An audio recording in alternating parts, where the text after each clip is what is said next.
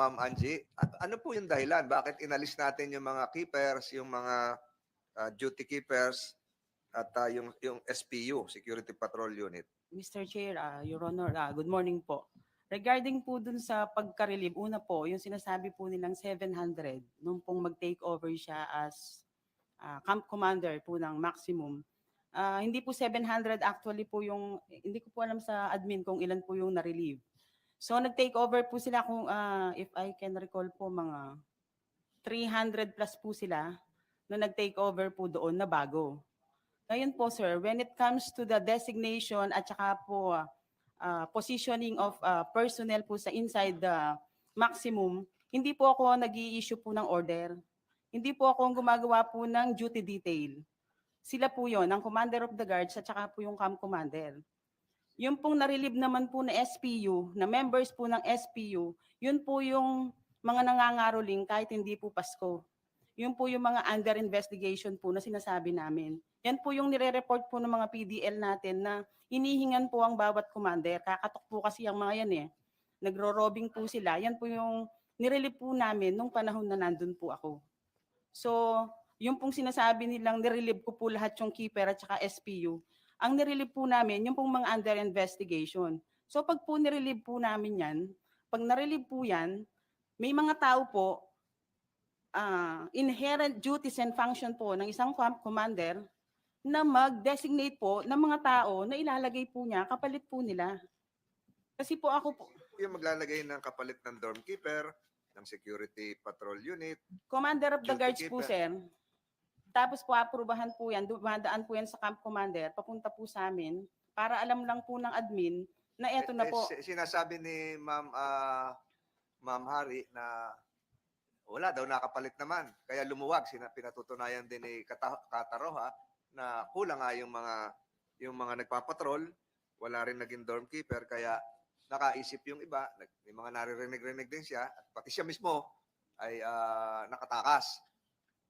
So, totoo ba na napakaluwag mo at ito ang naging dahilan ng ganitong sitwasyon? Kaya tayo nandito ngayon eh.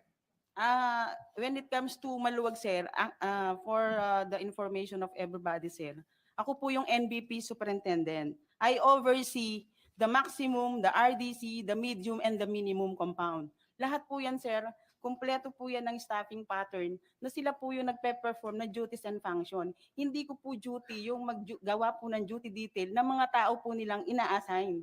Pero siguro duty mo rin na siguraduhin yung nasa staffing pattern is being complied with. May laman ba talaga? Itong nakalista rito na CO2, CO1, ito ba talaga nakaposter roon? Yung pong duty detail, sir, hindi ko na po pwede pong i-oversee po yung duty detail. Alin ang ino-oversee mo? Yung pong halimbawa, sir, gaya po yung nito. nasa ibabaw noon? Yes, gaya po nito, sir, yung nangyari pong Oh. takasan. Actually po, nakuha ko po yung information na tumakas nawala si Kataroha, July 16 po ng alas 12 pasado ng madaling araw. So ang ginawa ko po, being the NBP superintendent, tinext ko po si camp commander, hindi niya alam. Kaya nga po siya na-relieve eh. Hindi po niya alam na may nawawala ng PDL. Kasi hindi nag-report sa kanya yung OD. So pumunta po siya, malakas ang ulan, hindi po Officer of the Day, si Combate po. Nandito po sa on record po yan, sir, 12:21 a.m. ng July 16 nang mag-report po yung CTOD, yung Communication Management System po namin sa Bucor. So being the NBP superintendent, tatawagan ko po yan ang mga camp commander. The same with the medium, the minimum, the RDC. Ganyan po yung ginagawa ko. Pero po yung paghawak po ng tao nila, sila na po yun. Parang ako po, kumbaga po sa PNP, ako po yung provincial director, sila po yung chief of police. Sa sinasabi mo ngayon, nakadelegate na kina Ma'am Hari, bahala na sila kung gagawin nila yung trabaho nila. Pero dito sa kanyang sinumpaang salaysay, sinasabi niya na yung iyong kaluwagan ang nagdulot nitong insidenteng ito dahil wala ngang SPU, walang dorm keeper at lahat ng kanyang panahon doon ay naging irrelevant na rin at wala siyang control. Ma'am Hari, ano masasabi mo doon? Maghihiraman pa kayo ngayon ng mic.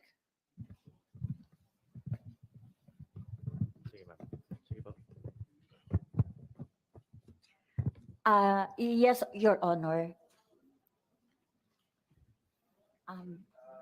Lang, ano? Pwede ba, technical, bigyan na natin ng tigi-tigi sa microphone itong mga ito. Nakakahiya naman tayo. Marami pang mic. Bakit ang uniforme mo, kakulay mo na rin ng PDL? Ano ka ba, technical dito sa Senate? Dito ka sa atin. O sige, sa committee ka pala. Baka nalilito na rin ako. Baka mapasama ka mamaya doon pag uwi dito si Katarawa. Katungkulan kumuha ng kahalili. Sumagot po kayo. Your Honor, nung mga panahon po na kulang po ng mga gwardiya po sa loob,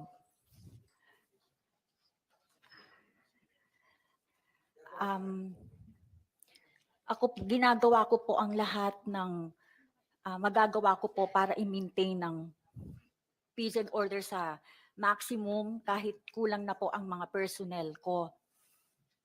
Hindi po ako yung may karapatan na mag-alis at maglagay po ng tao. It is the Chief NBP Superintendent. Meron po kami mga request na magdagdag po ng tao. Pero wala naman pong dumarating. At saka ayaw po talaga ni... Kanino po kayo nagre-request? Kay Ma'am Angelina po. So, Meron po kaming mga... sinasagot po yung request o hindi na sinasagot? Baka may dahilan kung bakit hindi na makakapagdagdag. Kasi nga, yung 700 naging 300.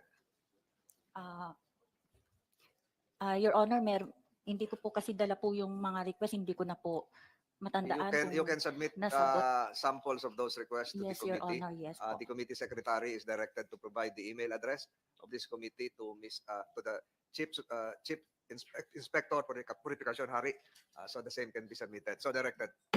Tuloy niyo po. Yun po, Your Honor, na sa kabila po ng kakulangan po ng personnel sa loob ng maximum, araw-araw na lang po at gabi-gabi ako nagdarasal na wala pong mangyaring gulo, patayan o tumakas. Dahil mahirap po, kulang kami. Maski nga po yung mga babae ay na-utilize na rin po.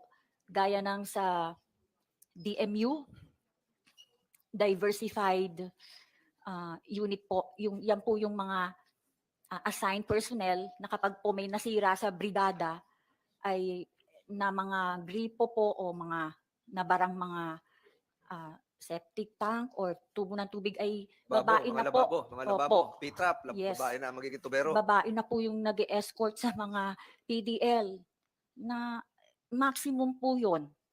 Medyo po maximum po yun. So, tas babae po. Armado naman kayo pag napasok kayo doon. Hindi po, Wala. Your Honor. Wala kayong dala kahit revolver, Wala po. batuta. Wala din po. So Kaya- mag-isa lang o magkabady ho yun? May body naman po sila. Pero babae po May sila. radyo naman, may radyo, means of communication. May radyo pa kayo. Hindi, yun po papasok. Senator Meron Padilla. naman pong radyo yung iba, Your Honor. May Yung pong sa tatanong OD. Senator Padilla. Maraming salamat po, Chairman.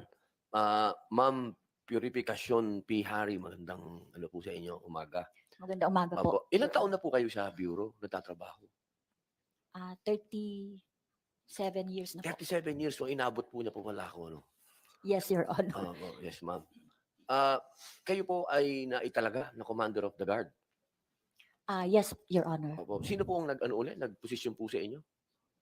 Nakapirma po sa order ko si Superintendent Aro po. Aro, hindi po kayo tumanggi nung kayo po ay binigyan ng posisyon. Hindi niyo po nasabi sa kanya na baka hindi po ninyo magampanan.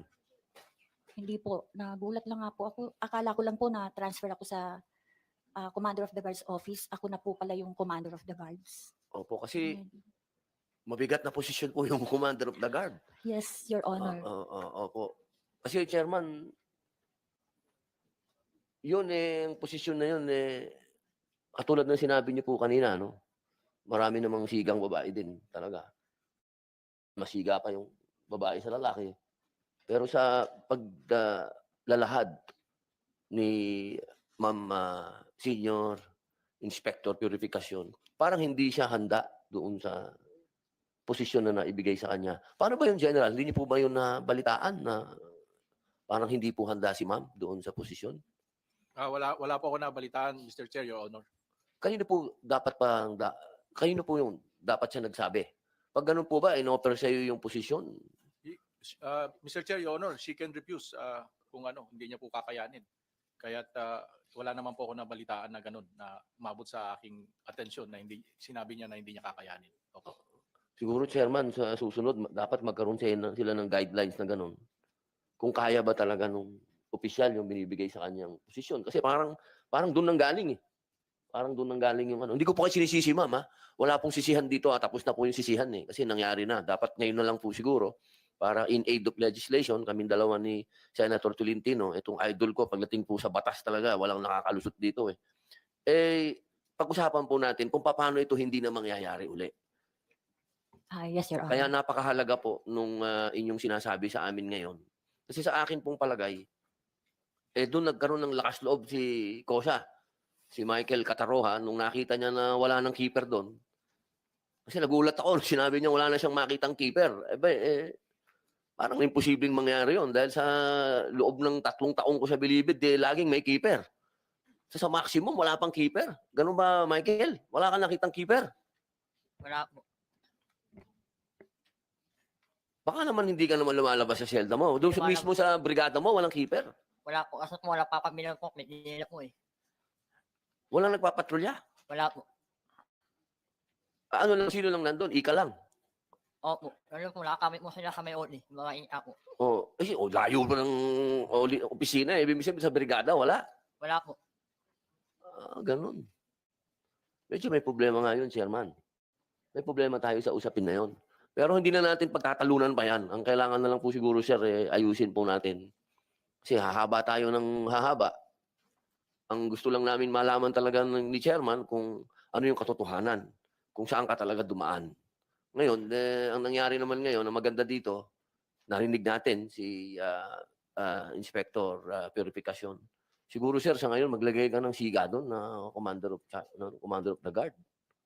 Mr. Chair, Your Honor, gagawin po namin. Opo, yun po ang sikreto dyan eh. Tsaka ma'am, kay ma'am, ako naman tagahanga nyo naman ako, ma'am Angelina Bautista. Pero sana, sa susunod, meron talaga tayong command responsibility. Mahirap yung sinasabi natin na, hindi ko na trabaho yan. Mahirap yun. Dapat pagka tayo po ang opisyal, talagang meron tayo talagang sagot natin yan. At ako po humahanga dito kay Ma'am Purificación, talagang inamin nyo.